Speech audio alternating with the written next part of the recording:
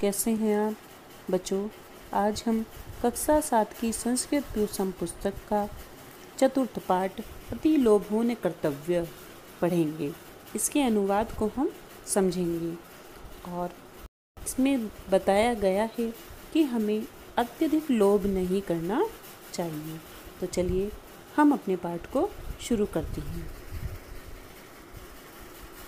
एके अस्मिन् देशे कश्चिद् राजा आसीत्। एकस्मिन् एक देशे देश में कश्चिद् कोई राजा आसीत् राजा था। एक देश में कोई राजा था। तस्य नाम मायादास। तस्य माने उसका नाम मायादास था। अति लुब्ध से दरिद्र। अति लोभी होने से वह इव जीवनम नयति इसमें वह दरिद्रों जैसा जीवन गुजारता था।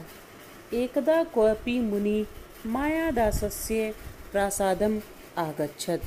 एक बार कोई मुनि मायादास के महल में आए।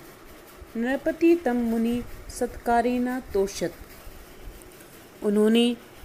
राजा ने उन्हें सत्कार से अपने संतुष्ट किया। नृपति न सत्कृत संतुष्ट मुनि अवदत्। और मुनि के राजा के सत्कार से प्रसन्न होने से मुनि ने कहा, नृपते राजा स्वस्तु ते तुम्हारा कल्याण हो। अभीष्टम वरम वरियम इति। और मन चाहा वरदान तुम मांगो। अभीष्टम कहते हैं जिस चीज़ की आपको इच्छा हो। वरम वरदान वरियम तुम मुझसे कोई भी वरदान मांग लो। मुनि नेवम उक्तम से नृपति लोभेन प्रेरित वरम अयाचत। मुनि द्वारा इस प्रकार कहे जाने पर वह लोभ से प्रेरित होकर बोला, मया स्पृश्यमाना पदार्था सौवर्णा भवन्तु इति। उसने कहा कि मेरे द्वारा स्पर्श किए हुए कोई भी पदार्थ सोना हो जाए।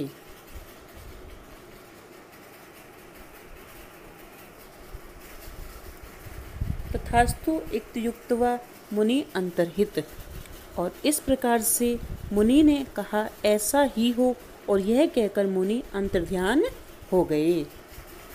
मुने वरम लब्ध्वा गृह प्रविष्ट मायादास तत्र स्थितानि वस्तूनि अस्पृशत्। और मुनि से वरदान प्राप्त करके घर में घुसे मायादास ने वहाँ स्थित वस्तुओं को स्पर्श किया। मुने वर लब्ध्वा गृह प्रविष्टम। गृह प्रविष्ट यानी कि मुनि ने जब वरदान प्राप्त किया तो उसने घर में प्रवेश किया। और मायादास ने जैसे ही घर में प्रवेश किया उसके बाद उन्होंने जिस भी वस्तु को स्पर्श किया, तेन स्पृष्टानि वस्तुनानि सदैव एव सौवर्णानि जातानि। और उनके द्वारा स्पर्श की गई वस्तु फौरन ही सोने की हो गई। तद दृष्ट्वा से नित्राम तुष्यत। और इस प्रकार से उन्हें देखकर वह बहुत अधिक प्रसन्न हुआ। तत् तस्य महती पिपासा जाता। और इसके बाद उसे पिपासा कहते हैं प्यास लगना। उसे बहुत तेज प्यास लगी। से जलम पातुम उद्यत अभवत। और वह जल पीने के लिए उद्यत हुआ, अर्थात उसको बहुत अधिक जल की प्यास लगी। तेन स्पृष्टम जलमपि स्वर्णपिंडम भवत साधुक्तम न मृषा भवति। और उसके स्पर्श से जल भी स्वर्ण पिंड का हो गया। और साधु का वचन क्योंकि कभी भी झूठा नहीं होता है। तस्मिन् अवसरे राजकुमारी कुसुमंजरी मादाय पुत्रागता। और तभी वहाँ राजकुमारी फूलों की मंजरी लेकर वहाँ आई। पितर अतीव सुंदराणि कुसुमानि इति चावदत। और पिताजी ये फूल अत्यंत सुंदर है, वह बोली।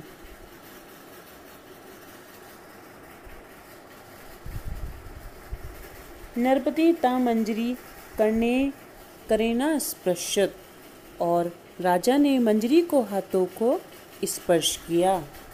तेन स्पृष्टा मंजरी स्वर्णमयी जाता। और राजा के स्पर्श से मंजरी भी स्वर्ण की हो गई, अर्थात सोने की बन गई। तद दृष्ट्वा कुमारी दुखिता अभवत्, और उसे देखकर राजकुमारी दुखी हुई। सुताम समावास्यतु प्रवर्तसे मायादास ताम अंके उपवेशयति स्म, और उसे पुत्री को आश्वस्त करने के लिए मायादास ने उसे गोद में बैठा लिया। हंत हाय, परंतु हाय, कुमारी स्वर्ण प्रतिमा संजाता, और कुमारी स्वर्ण प्रतिमा की हो गई। मायादास शोकेनोश्च विलपत, और मायादास शोक के कारण जोर जोर से विलाप करने लगे। तदा भाग्यात् स एव मुनि नृपते पुरत प्रत्यक्षम अभवत्, तभी भाग्य से वे ही मुनि राजा के सामने प्रकट हो गए। मायादास तम प्रणम्य, मायादास ने उन्हें प्रणाम किया और उनसे निवेदन किया। महर्षिम कृपया दत्तम वरम निवर्तयतु, उन्होंने कहा कि महर्षि, कृपया दिया गया जो आपके द्वारा वरदान है वो वापस ले लीजिए। इयं कुमारी मम जीवितम स्यात् इति न वेद्यत, और उन्होंने कहा कि मेरी पुत्री ही मेरा जीवन है, इसीलिए आप अपना वरदान वापस ले लीजिए। महर्षि मुनि बोले, मायादास, त्वया स्वर्णस्य महत्वं गणितम्, अब तुम्हें सोने का महत्व समझ में आ गया होगा। वस्तुतः तत्